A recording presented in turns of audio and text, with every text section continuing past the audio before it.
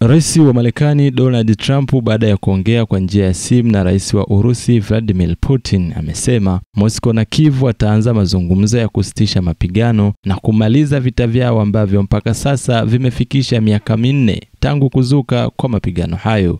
Taarifa hiyo imetolewa jana na ikulu ya Marekani. White House imesema Rais Trump ameelezea mazungumzo yao na Rais Putin, mazungumzo ambayo yalichukua masaa 2, kuwa yalikwenda vizuri na kudai kuwa masharti yaliyopo kwenye mkataba huo wa amani yanapaswa kujadiliwa na pande zote mbili. Kwa upande wake, rais wa Urusi Vladimir Putin ameyaita mazungumzo yake na Rais Trump ni ya wazi na kusema kuwa juhudi za kumaliza mzozo huo zinaonekana na Moscow iko tayari kushirikiana na Ukraine juu ya makubaliano kuhusu mkataba wa amani.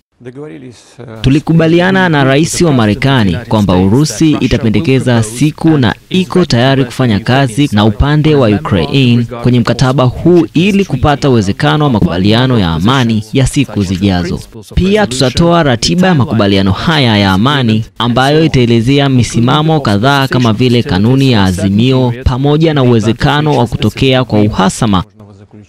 Aidha, kwa upande wake rais wa Ukraine Volodymyr Zelensky amesema hamu kubwa ya Ukraine ni kusitishwa kwa vita hivyo bila kuwa na masharti yatakayowaumiza wa Ukraine, na kuonya kuwa ikiwa Moscow haiko tayari kuwe na vikwazo vya nguvu zaidi. Akizungumza jana mapema kabla ya mazungumzo ya Rais Trump na Putin, Rais Zelensky amesema ametoa ombi kuwa maamuzi yoyote yasichukuliwe bila Kiev kuhusishwa na kuyaita kama ni masuala ya msingi kwa mustakabali wa Ukraine. Rais Zelensky amezungumza tena na Rais Trump kwa mara nyingine baada ya rais huyo wa Marekani kuzungumza na Rais Putin, ambapo pia katika mazungumzo yao yalihusisha viongozi kadhaa wa Ulaya akiwemo rais wa Tume ya Ulaya Ursula von der Leyen, marais wa mataifa ya Ufaransa, Italia, Ujerumani na Finland.